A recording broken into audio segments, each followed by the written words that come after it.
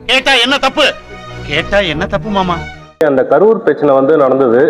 பார்த்தீங்கன்னா, நீங்க எப்படி உடனடியா ஹாஸ்பிட்டலுக்கு வந்தீங்க? சிஎம் அவர்கள் எப்படி நைட்டு வந்தாங்க? அதே மாரி வந்து இத பத்தி நெறைய கருத்துக்கள் வந்து சோசியல் மீடியால தப்பு தப்பா பரவுது. நீங்க ஆக்சுவலா இத எப்படி பண்ணீங்க? எப்படி வந்தீங்கன்றது உங்களுடைய கருத்து கொஞ்சம் சொல்ல முடியுமா? இல்லை, ரொம்ப கஷ்டமாக இருக்குது. இப்போ ஏற்கனவே உங்களுக்கே தெரியும், வைக்கப்பட்டிருக்கு. இந்த ஆணையத்தில் எல்லாருமே எல்லாத்துடைய கருத்துக்களையும் சொல்லுவாங்க. நான் நாகப்பட்டினத்தில் நான் வந்துட்டு இருக்கும்போது எனக்கு ஆல்மோஸ்ட் தஞ்சாவூர் 30 கிலோமீட்டர் இருக்கும்பொழுது எனக்கு செய்தி வருகிறது.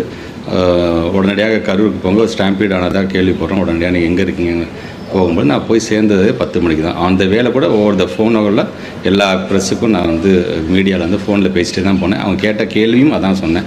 எனக்கும் தெரிலங்க, செய்தி வந்து நான் உடனே போக சொல்லியிருக்கேன். ஆன் த வே போயிட்டு எனக்கு போனதுக்கப்புறம் தான் எனக்கு தெரியுங்கும்போது தான் நான் சொல்லியிருந்தேன். நான் 10 மணிக்கு போய் நான் ரீச் ஆனேன். ரீச் ஆகும்போது நம்ம கண்ணு முன்னாடி நினச்சி பாருங்கள், மார்ச்சில் இருக்கும்போது நம்ம கண்ணு முன்னாடி என்னோடய ஸ்கூல் பசங்க செத்து ஸ்ட்ரெச்சரில் தூக்கிட்டு வரும்போது எந்த மனுஷனாக இருந்தாலும் சரி, அந்த இடத்துல எந்த தான் தமிழ்நாடு முதலமைச்சர் சொன்னார், எந்த தலைவனும் தன்னுடைய ஆதரவாளர்கள் இறக்கிறது வந்து பார்த்துட்டு சும்மா இருக்கும். எல்லாத்துக்கும் மனவேதனை இருக்க தான் செய்யும் என்பதை எனக்கு ரொம்ப தெளிவாகவும் அதில் சொல்லப்பட்டிருக்குது. பட் பீங்க நம்முடைய மீடியா பீப்புளுக்கு நான் சொல்கிறது ஒன்றோட யங்ஸ்டர்ஸ் இதே இடத்துல இருந்து தான் சொன்னேன். நான் வாங்கப்பா, என்ஜாய் பண்ணுங்கள், பட் ஹாப்பியாக இருங்க, பட் ஆனால் சேதப்படுத்தாதீங்க, பாதுகாப்பாக வீட்டுக்கு போங்க அப்படின்னு தான் சொன்னேன். திருப்பி அந்த பிள்ளைங்கள் சொல்கிறேன், ஒரு அரசாங்கம் அன்பு கரங்கள் திட்டத்துலேருந்து அயல்நாட்டுக்கு உங்களை வேலைக்கு அனுப்பிச்சுடுற வரைக்கும் எஜுகேஷன் சார்ந்து நாங்கள் நிறையா கொண்டு வரோம்.